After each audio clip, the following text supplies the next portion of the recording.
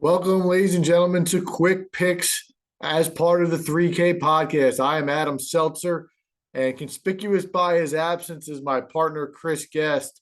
For those of you who listen to the podcast, Chris has taken on a new job in the last few months and got a little bogged down today. So he had to, he's inactive. He was a late scratch for both the pod and the Quick Picks tonight, but we will make sure we get Chris's picks up on our Twitter page prior to Sunday for those of you who are following.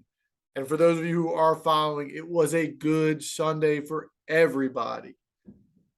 Chris, myself, the masked man, it combined 14-4 on Sunday.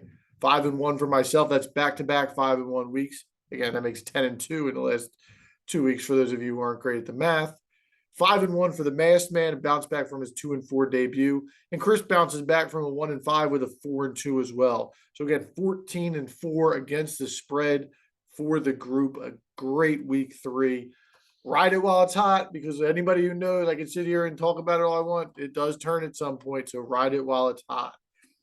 I mentioned the 5-1 week for myself. I'll toot my own horn. I give you 5 underdogs, 3 cashed in outright winners. Dallas +1 on Monday night. Carolina +1.5 against New Orleans. Tennessee, the best bet, 2 units, +2.5 at home against Vegas. All outright winners. And the Detroit Lions +6. Very well could have been an outright winner, but gets the cover as Minnesota scores late. Only miss was Houston +2.5, and it only missed by a half a point. And really, that was ugly, and we knew it was going to be ugly. But let's get to this week's action for you. I got 5 more picks, including a best bet. Let's start with the New York Jets. I'm going to take the New York Jets plus the 3 against the Steelers. The only hesitancy I have is we don't know exactly what we're getting from Zach Wilson coming into this game, but we are confident in 2 things. The Jets have weapons offensively, something we haven't said in years. Garrett Wilson is going to be a stud. Elijah Moore hasn't broken out yet, but has a great rapport with Zach Wilson, so wouldn't be surprised to see him get more targets this week. The running back, Breece Hall, Michael Carter, it's a solid backfield. But the most underrated thing about this Jets team is their secondary. They may have a top 5 secondary in the NFL, led by Sauce Gardner, who is already a star. Pittsburgh has not shown anything offensively this year. This, if I can see it happening, is probably Mitch Trubisky's last start, because I don't see the Pittsburgh offense generating much. I see the Jets potentially winning this game outright, but it's going to be close and come down the stretch. Take the Jets plus the 3. I'd wait it out to the weekend to see if you can get the extra half point. It was there as of yesterday, but it's not there now. So give me the Jets plus the 3. I'm going back to the well with the Detroit Lions. The first time as a favorite.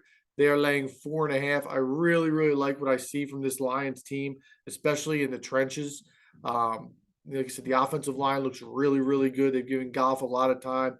They're a little banged up with Swift and St. Brown, who have injuries. Swift won't play. St. Brown, we're not sure. But I still feel good about this Lions team at home against Seattle. I think they have the ability to put up enough points to kind of pace themselves away from the Seahawks. So give me the Lions -4.5 at home against Seattle. I'm going to give you a total. I haven't done a total this year, but I'm going to go with the Denver Broncos game. I'm going to have that under 45.5 as they take on the Vegas Raiders. Was tempted to go with Vegas here as Denver really hasn't looked the part, but Vegas scares me a little bit. Denver defense has been great all year. And Vegas offense hasn't shown too much. I do think that Carr may have a little bit of a breakout game at home, but the Denver defense is still really, really good. And we've seen the Denver offense kind of just stagnate and had not looked good and had not shown the ability to move the ball. I see this being a game played in I would say the low to mid 20s. So I'm taking the under 45.5 in the Denver Vegas game. That's my third bet. My fourth bet is going to be the Tampa Bay Buccaneers, and we've seen a line move on this one. They are at home against the Kansas City Chiefs. They were getting 1.5 as of this morning. They are now laying a point. Doesn't scare me at all. Tampa Bay's winning this football game. Haven't been overly impressed with the Chiefs this year. If you listen to the podcast, I was down on them a little bit going into the year. I said I didn't think they were going to make the playoffs this year.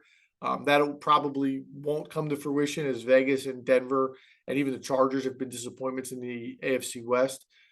But outside of a really good performance against Arizona week one, they're a 99-yard pick six away from being 1-2. With a road loss last week against the Colts. People have made a lot of Aaron Rodgers not connecting with his receivers. I have seen the same with Patrick Mahomes, where I haven't seen him really, get lock and key with Juju Smith-Schuster or any of the other Kansas City receivers outside of Kelsey. The run game has kind of died down over the last week or two. See Clyde Edwards-Helaire, no yards on the ground last week. Defense is a little better than I thought, but Tampa's getting some weapons back this week. Mike Evans will be off suspension. Godwin's questionable. Julio may play. I think this Tampa defense has been probably the best unit in the league this year. They held Dallas to 3 points the first week in the year, New Orleans to 10, and then last week held Green Bay to 14. They've been really, really good. I like Tampa to bounce back after a tough loss last week and win this game by at least a touchdown on Sunday night. My best bet of the week, the Dallas Cowboys lay the 3 points at home. Washington, I faded them a few times already this year. They're just not a good football team. And Carson Wentz, if we saw anything last week, he panics under pressure, was sacked 9 times. Dallas has a far and away better pass rush than Philadelphia, led by Micah Parsons. I've said many times, I think he's the best football player in the league that is not a quarterback. I just don't see Carson Wentz playing turnover free. Cooper Rush has done enough to move the ball and not make mistakes. The run game for Dallas has looked good. CeeDee Lamb played really well last week. I'm just going to keep fading Washington until the lines adjust to show it. So give me Dallas -3 as my best bet of the week. So again, to recap for myself, Jets +3, Tampa Bay -1, the Lions -4.5, the Denver and the Raiders under 45.5, and the best bet 2 units to Cowboys -3. For the masked man, after a 5-1 week himself, we'll be going head-to-head on a couple, as he's going to take Erlos on one. He's going to take Green Bay -9.5. I actually looked at New England on that side. It was 10.5 earlier this week, and I would have played it as one of my plays at 10.5, but I'm going to lay off now that the line's moved. He's on Kansas City +1, so we'll go head-to-head in that matchup. He's on Cleveland -1.5. He's on the Rams at +1.5. And his best bet is going to be the LA Chargers -5.5 at home against the Houston Texans. So again, for him, Green Bay, Kansas City, Cleveland, the Rams, and the Chargers. We'll have Chris's picks up this weekend. It will be on the Twitter page.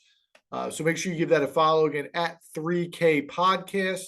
And make sure you give the podcast a listen. We did a really good job today with Al Ryan subbing in for Chris. So make sure you give that a listen. Available on Spotify as well as Apple Pod. It's 3 in the Keystone Podcast.